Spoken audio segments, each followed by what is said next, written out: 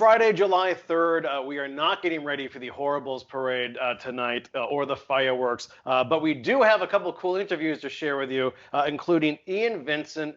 He is a photographer who did this great pictorial for the Other Cape on the Babson Boulders all across Dogtown. Check it out. This project came out of a conversation that I had with Patrick from the Other Cape. Patrick had reached out to a bunch of Cape Ann photographers and was looking for photographs of Dogtown. And I had sent him a few of the ones that I've done over the years. And one of them struck him, and he was like, it would be really neat if you took a different perspective on the Babson Boulders. We're so used to these photographs of these rocks, and they're very, shall I say, linear, or you know, they're very similar. And so we talked about it, and I said, yeah, let me give it a try. I originally went out there with the idea of having the photographs look very retro. I have this really funky camera lens that was designed in the 1930s, and it has a lot of really neat distortion to it. And I was thinking of shooting the whole series with this lens. And I brought the images back, and I liked them, but they didn't do what I needed them to do. And so I went up there 5 different times photographing, you know, bringing the photographs back, looking at them, and trying to adjust and see where I need to tweak or what's my next shot. You would shoot a couple of boulders and then come back and check it out, but not all of them, right? I would, the first time I shot about 8 of them. Second time I shot all of them. Third time I shot all of them. And then I went back 2 other times to just pick up ones that I wasn't happy with.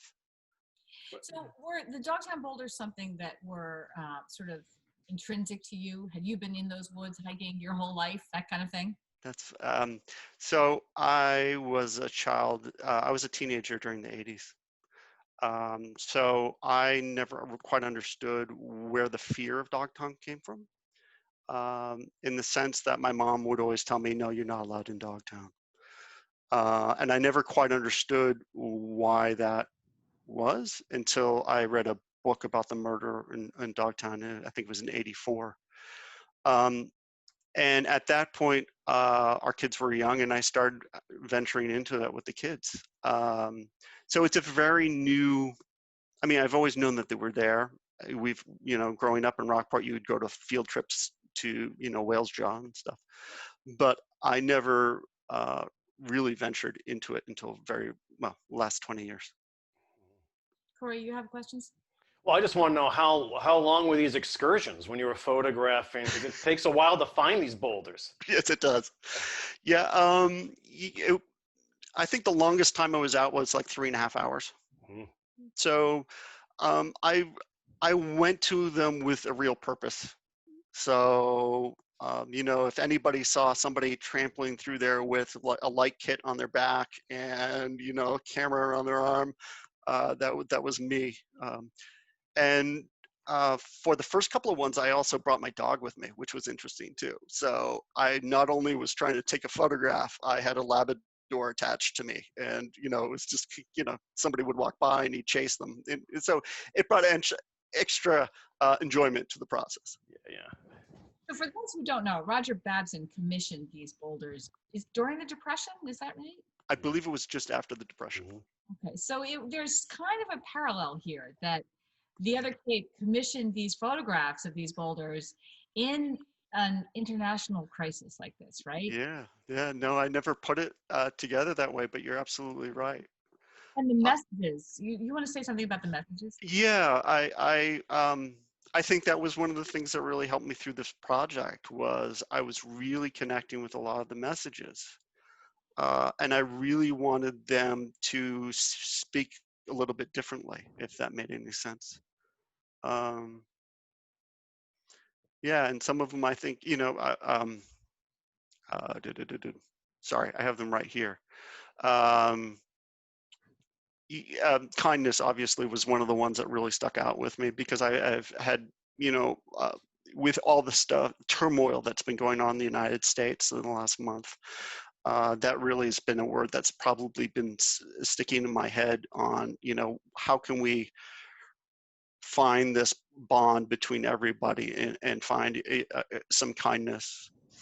And then, courage, truth, intelligence. I mean, there's some very interesting words out there. And I was really just trying to find out what they were trying to say to me, if that makes any sense. Well, can you just say one last comment on your artistic interpretation of these rocks? Because I've been reading those messages on those rocks since I've lived here, and your interpretation really just has a whole different resonance. Yeah. I was going to prep his name too. There's a photographer from the 50s and 60s. I should know his name, but he has this great photograph, and I believe, and it's of two children coming out of a like a garden, but there's a circle, right? They're coming out of like a tunnel that's in a garden, and that photograph is always stuck in the back of my mind. And the first photograph that I finished was Loyalty, and you can really see that kind of feeling of, you're walking into it. And that's really what I was trying to bring was, you're walking into this, but you're almost kind of interrupting something at the same time. It's, to me, there is a lot of magic out there. There's a lot of strange, it's just a very neat space. So I guess it was kind of like, all right, how do we create something that it almost feels like you're sneaking up on these rocks? That's a great way to put it. And Ian, I just want to ask, because the images are stunning, are you happy with them? That's a great question. There are two of them that I would love to go back and reshoot. That's the artiste in you. Yeah. Which ones are they? What's that? Which ones are they? Sorry, that will die with me. I'm sorry. But it's because of you weren't able to catch, certain lighting from the time of day, or? No, it was, I really kind of set a date in my mind that I needed to hit. And because like a painter or any artist, we will go back to it and go back to it and go back to it and polish and try to make better and polish and try to make better. And I hit that place where I just said, all right, this is my date. Where they are on this date, I'm done. And I hit that date, and there are two photographs that I wish I could go back and reshoot, but they're really good as they are. So I think each one is really brilliant. Thank you. So do you want to say one last piece about how you shot them? Because you abandoned the 1930s camera, right? Correct, I did. Well, actually, Be Clean is photographed with this lens. And so if you look in the background, you can kind of see some motion in the bokeh, which is kind of the out of focus areas. And then I used a Lens Baby, which is a 35 millimeter lens, which has a similar type of a feel. And then I used just one of my kit lenses. I did use a flash on a lot of these images. And that was really to help me separate the rock from, separate the words and the rock from the background. And so I could really adjust the emotion or the feeling around it. So Really beautiful.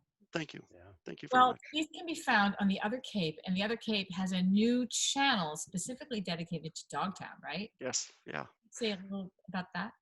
The Other Cape has some fantastic stuff about Dogtown. Finding information about Dogtown has always been a little bit difficult, and they've done a great job of bringing together stories.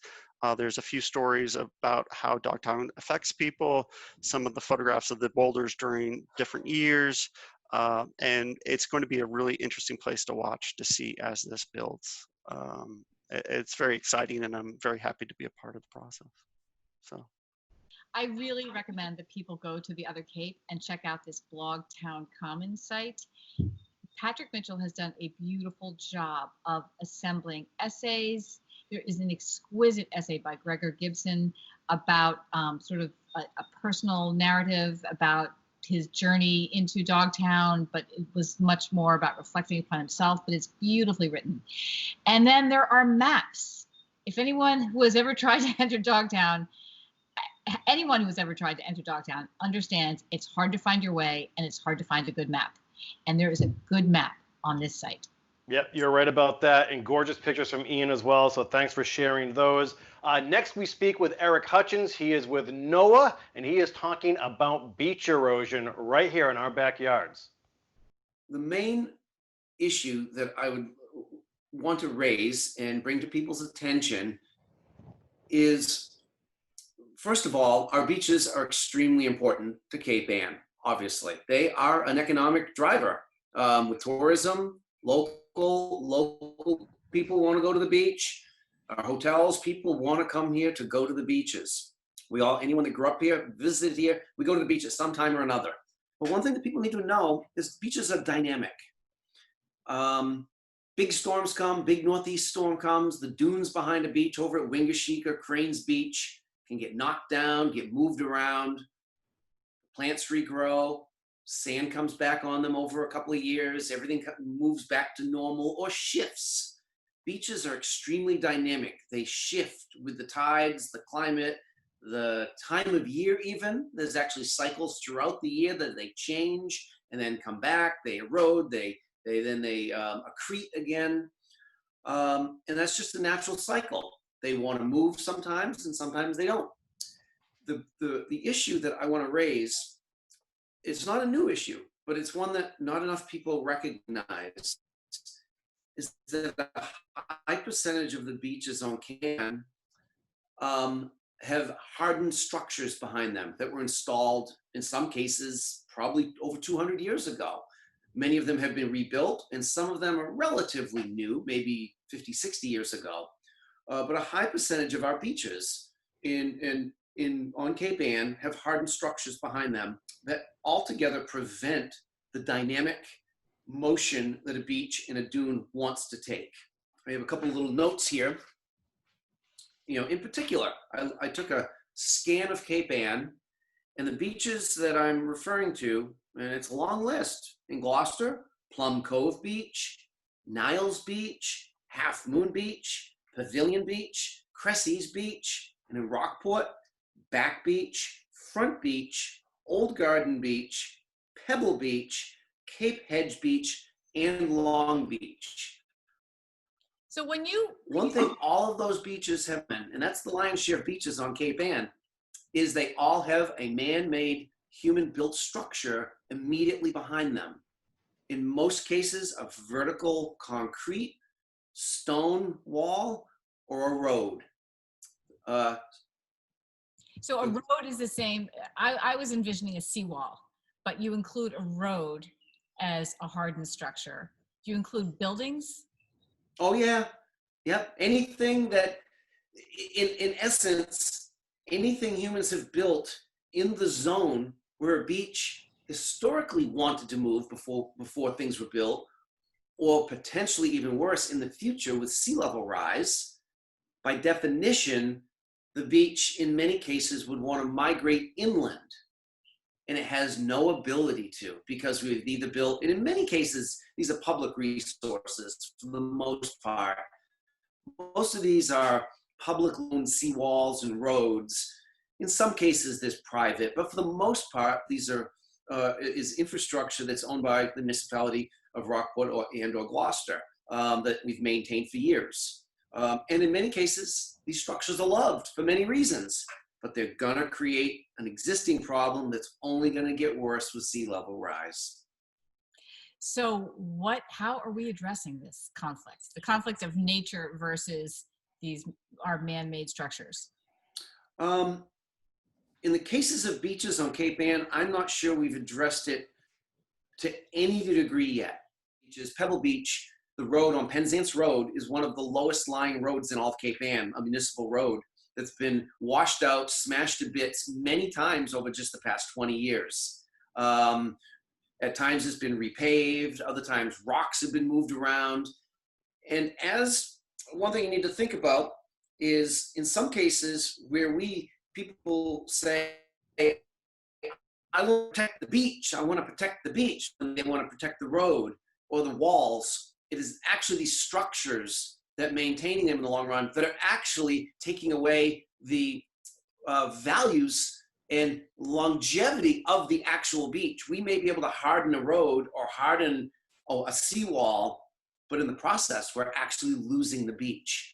So in many locations where we have a seawall, Old Garden Beach in Rockport is a really good example.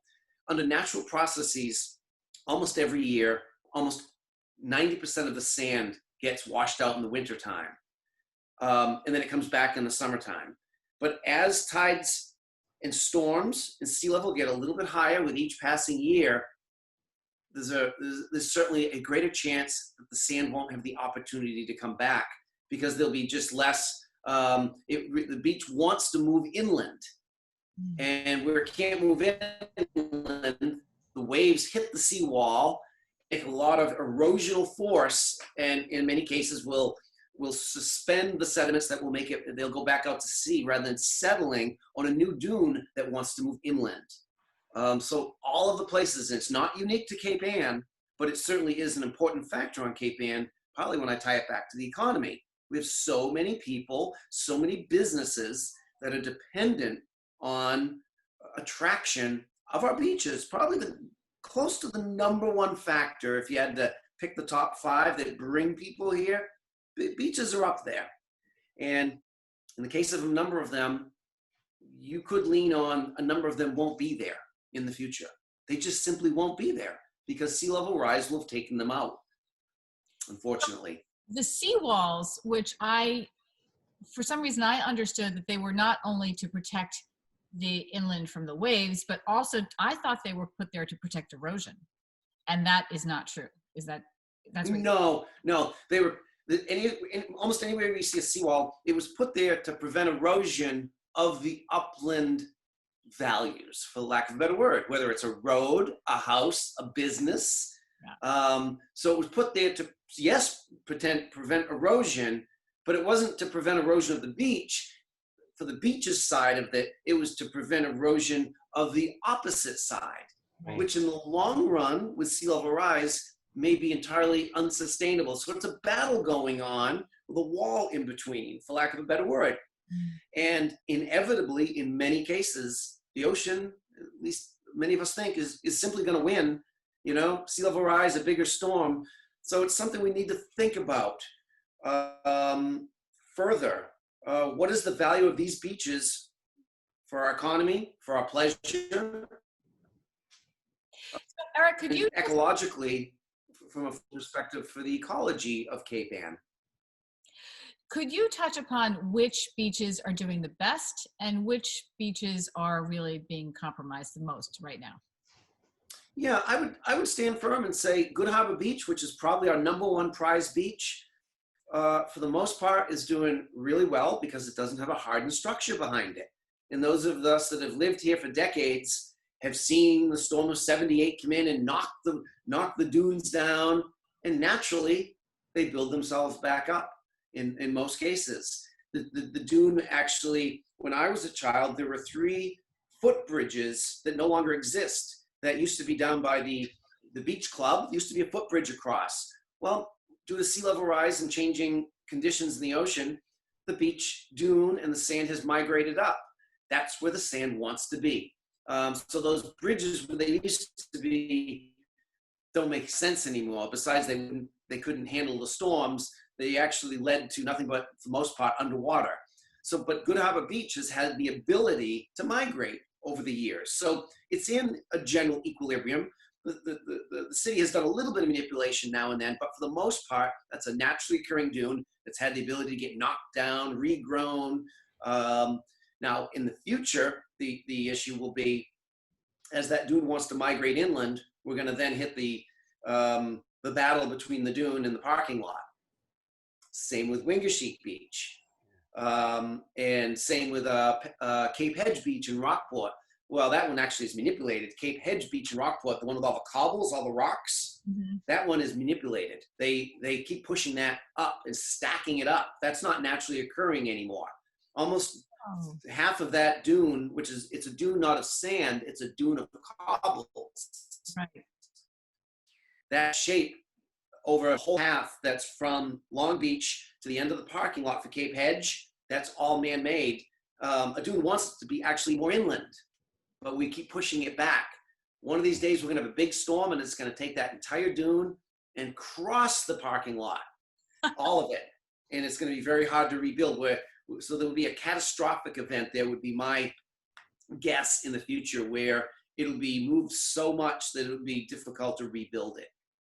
Wow. It looks like it's going to happen any day, to tell you the truth. That is one high dune right now. Yeah, and the height of it is almost the height of a excavator that it could reach. Right. Well, Well, I can't blame people who want their parking lots. Corey, what do you have to add?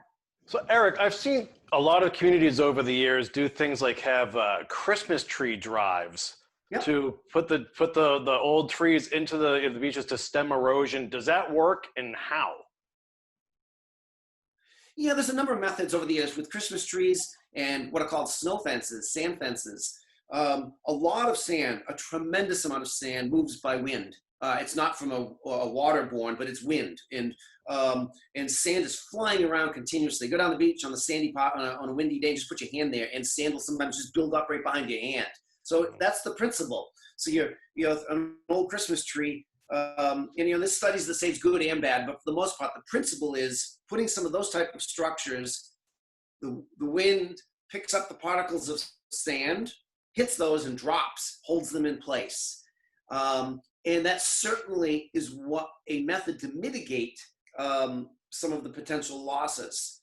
But in a large catastrophic event, that's minor compared to a whole dune. In some cases, entire dunes will blow out 200 feet wide all the way through to the salt marsh behind. Or in some cases, an entire dune will shift 10 feet, the whole front of it.